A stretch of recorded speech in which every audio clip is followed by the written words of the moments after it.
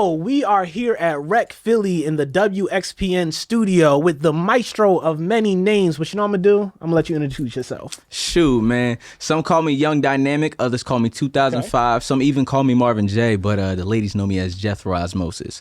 Or Nico Bryant will suffice. You see, I went by the maestro of many names just because that's many names. There's many names. That's a lot of them. So yeah. For the purpose of this, we're going to call you Nico. Yeah. We had a great conversation before this. So first, talk to me about your sound. I believe that you describe it as, I had to pull up the notes. It is jukebox funkadelic. Dag, I got that John wrong. Hold on. It's jukebox soulquarian stankadelic. Tell me what that means. Jukebox soulquarian stankadelic. Jukebox is a nickname that was given to me in high school by one of my best friends, just because I would always, in the middle of a conversation, if somebody says a certain word, I'd start singing a song with that word in it, kind of playing song association. And so I was just a walking jukebox. Heart? Whatever you want, ba, ba, ba, ba, whatever you need, my heart belongs to you. See? Yeah. So that's what I would do. And so, oh, you want me to? No, go ahead. I was saying you were a jukebox. My fault. Yeah. So being a walking, talking jukebox. And within a jukebox, there's so many different songs, so many different sounds and genres. And the sound was originally called Jukebox Soul. And then the Soulquarian Stankadelic came because I dug into the whole Soulquarians thing with D'Angelo and Dilla and Questlove, James Poyser, and everybody they worked with. And that sound really spoke to me, and I felt like I found my tribe. You know, I was like, I want to make stuff that sounds like this or is reminiscent of this. And then Stankadelic, Stank comes from Outkast, right. And, you know, they're off-kilter brand of hip-hop. And then Adelic was, it's Funkadelic. You know, George Clinton and all of them. And it's also Raphael Sadiq. He has his sound was called Gospeldelic. Okay. So just an all melding of soul and funk and R&B and hip hop and some rock and pop here and there. So it's just whatever I wanted to be that day, that's what it is. Okay. Now you dropped some heavy names. You said the Soulquarians, which we know is D'Angelo, Questlove, Raphael Sadiq. You said Outkast. Talk to me about some of your early musical influences. Well, my earliest musical influences were gospel artists because I wasn't allowed to listen to secular music when I was a kid. My favorite group of all time, regardless of genre, is Commissioned. Okay. And when I was young, we had the VHS tape, the Commission Reunion. I used to watch it every day, at least 2 or 3 times. And I had a little drum set, so I'd be playing like I was in the band and stuff like that. And the music was crazy. The harmonies were just so thick and full and rich. And so that is definitely something that I took with me, that the harmonies you hear in my songs, it's very Commission-esque. And I also grew up loving, you know, the Winans, Clark Sisters, Dietrich Haddon, Mary Mary, Kirk Franklin. So the gospel music that I listened to as a kid and how those vocals were delivered, those play a part in, especially now, like as I've evolved as a vocalist, they play a part in like how I may deliver a song. So that's the earliest influences. Then middle school, New Edition, Usher, Jodeci came into the picture, and I wanted to be in a group for a good minute, but it just never worked out. You know, it wasn't in the cards for me to be in a group, and it was meant for me to be a solo artist. And so I just really dove into those types of things, though. You know, the New Jack Swing, 90s R&B thing, and that was it for a minute. And then started getting a little more modern, listening to Tone Stith and Eric Bellinger. But then the pandemic happened. Then found out about Soulquarians, dove deep into Stevie Wonder and Prince and Marvin Gaye, Donny Hathaway, and a lot of soulful sounds, you know, and that really stuck with me and resonated with me. And I felt like I finally found me as an artist, you know. So just putting that all together, even though the older influences shine through the most. Okay. So the oldest influences the church, gospel music, and it sounds like there's this gradual diving into other genres of music and how it affected you. Now, again, these are heavy hitters. How old are you? I am 22, going to be 23 by the time of the show. Okay. Now, first, I don't know if y'all have listened to Manifesto yet. this man does not make music like he's 22. He be on the mic like a grown ass man. So talk to me about that transition from, or not even necessarily that transition, but how you have been able to make such a soulful and timeless sound. It just came from, studying the greats and me recognizing that whatever I'm building it upon the shoulders of those who came before me, So it's like, you got to reflect on the past to know where you're going, because everything is cyclical. There's nothing new under the sun, and history often repeats itself. So my thing is, how can I take these classic timeless sounds and refresh them in my own way to make another timeless sound that somebody else can come back and be like, yo, I love that sound. I love that feeling. And years can go by and it feels really good. I think another thing that really helped me, not only just studying, but studying the form of just the art of songwriting. I took 2 songwriting classes while I was in college. This man is degreed. Yes, University of the Arts, a Bachelor of Science in Music Business, Entrepreneurship, and Technology. Hello. But had a professor there. His name was Kevin Hansen, and he was my songwriting teacher. And I went in knowing how to write songs. I'd written a few, had like 2 or 3 projects out, but he helped me sit down and break down the song structure of different genres and different styles and stuff, and gave me different exercises like write this in common meter and write a song in 7/8 and stuff like that. So it really allowed me to branch out and experiment with songwriting. And I think that's the basis of a great song, the form, the lyrics, the production as well. But I think, with the genre that I'm in, like the R&B sector, you have to have great lyrics. They have to hit a certain way. It doesn't have to be the most abstract concept or whatever. It could be the simplest of emotions, but just the way that you personally deliver it, that it makes all the difference. Yeah, so not only is it the influence of other artists, but you're also studied in the field.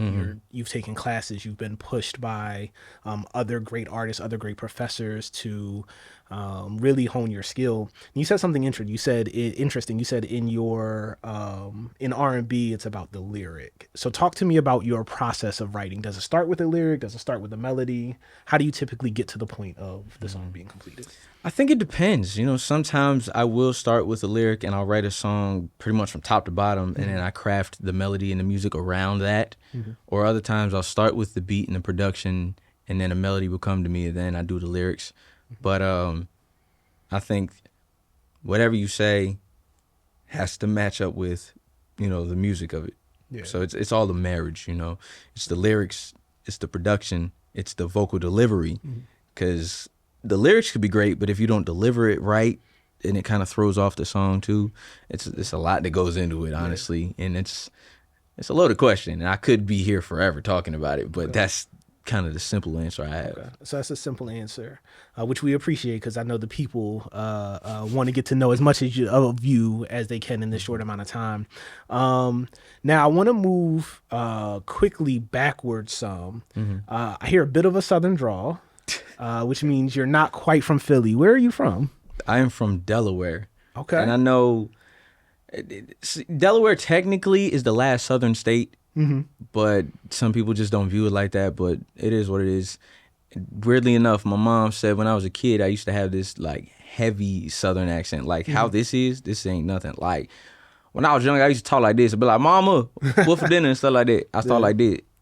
And I have no clue where it came from. She has no clue where it came from, but that's how I talk. And I notice sometimes I have a bit of a drawl to my voice. I'm like, I do sound a bit Southern. Yeah, no, I think it's really dope. A part of the vision of the County Jawn is saying that when you're in proximity to a big city, those other areas matter as well, right? So we're from the county right outside of Philadelphia. What was it like growing up in Delaware, and how do you think that influenced you as an artist? Growing up in Delaware, man, we got the Blue Rocks. That's the minor league baseball team that's there. We have the 87ers, now called the Blue Coats, which is the G League team. So we got some sports out there you can go see. The riverfront, where you can go play mini golf, and there's a trampoline park and stuff like that. There's no sales tax at the mall.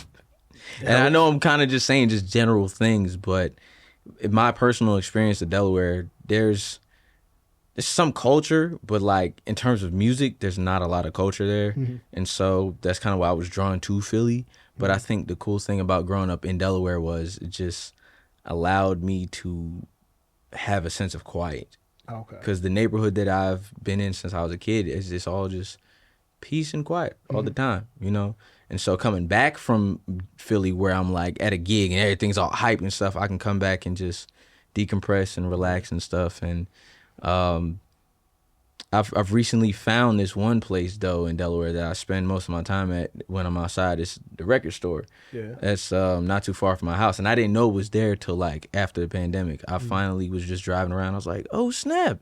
So that's what that is. That's a record store. And I walked in and I spend all my money there and all my time there and, you know, just talk to people, you know, about a bunch of different sounds that they play in there and all. So it's great. But overall, Delaware's chill. Okay. So it sounds like it gave you a sense of quiet, a sense of almost the opposite of the stage. So the stage is loud, it's energetic, it's going, and you're able to retreat some. Yeah. When did you know that you were a performer? Like, what was that moment? When did I know? I knew in the 8th grade. Okay. Prior to that, you know, I've been playing with my parents. They had a gospel group, and I would play drums when the drummer couldn't make it. And then all of that kind of stopped. Around the time I was in like 6th grade, they stopped performing together. And so I was just like, okay, I'm going to do my middle school thing. I'm going to play basketball, you know. I was heavy into basketball. I was like, I want to make the team, you know. I had big dreams. I was like, I'm going to the league. I'm going to da-da-da-da-da-da. 8th grade came time to try out for the team, and I ain't make it. Okay. You know, and I was mad. I was heated. Put on some music to try and calm myself down. And I was sitting in the gym where the girls were trying out at. And so I'm listening to my music and stuff. I get up, I start dancing because I'm blasting Michael Jackson, so I'm feeling it. And then, you know, some of the girls are getting distracted seeing me do my thing and all. And I'm like, oh, y'all see me? Y'all see me now? Okay. And so I'm like, you know what? Maybe I should do something with this, you know? Because I'd been in choir for years, but I never really thought of like stepping out on my own to do something. Then the talent show comes around, and I do Off the Wall by Michael Jackson. Hit my moonwalk, do all the moves and all of that. And that rush that I felt in that moment and just hearing everybody scream. And like I was walking on stage, it was like, Nico, Nico, Nico. I was like, oh my God, this is awesome. Yeah. You know, and it wasn't just the people or just the girls, because, you know, for weeks after they was all like, hi, Nico. I was like, hi. But it was that feeling. I was like, it felt good singing and dancing and performing. It felt different than anything else I had tried to do before, because I had tried basketball, tried flag football and different things, and it just didn't feel as good as music felt. And so after that, I did the school play. I was Aladdin in Aladdin, and it was my first starring role and everything, and it was great, man. I had so much fun behind the scenes, hanging with everybody, learning my lines and singing. And from there, I was like, you know what? This is what I'm going to do. I'm going to be a performer. So then I spent the rest of that year just writing songs in class when I'm supposed to be doing my work. And my teacher would be like, what you doing? Read this. Not bad. Get to work, but not bad. No, I learned myself as an artist. Art is a get out of jail free card. If you say I was writing poetry, they'd be like, all right, cool. I'd be like, oof. Yeah. That's really dope. What was that coach's name? The coach of the team? Yeah. I ain't gonna say his name. Now I'm gonna thank him real quick, because now we got the Nico Bryant, because he was cut from the 8th grade basketball team. I feel like that's a Michael Jordan story. Yeah. It's this idea of something hard happened, but then you found something really dope from that. So, Coach, you know who you are. Thank you. Thank you. I appreciate you. All right, so we're gonna wrap up. Let's move into some quick rapid fire. So first thing that comes to your mind, biggest inspiration as an artist? D'Angelo, cool. If you could share the stage with any one performer, dead or alive, who would it be? That's hard. I'm gonna go with alive, Victoria Monet. Okay. You can only do one from this point forward, drumming or singing. Drumming. Okay. He said drumming. I didn't see that one coming. It felt right in my soul. All right. I like that. All right. I'm going to make you pick between your children. Your favorite song of yours. My favorite song of mine. Yes. Like my all-time favorite. Yes. It's your children. You can only save one of them. Oh my God. Ooh, that's difficult. Okay. Damn.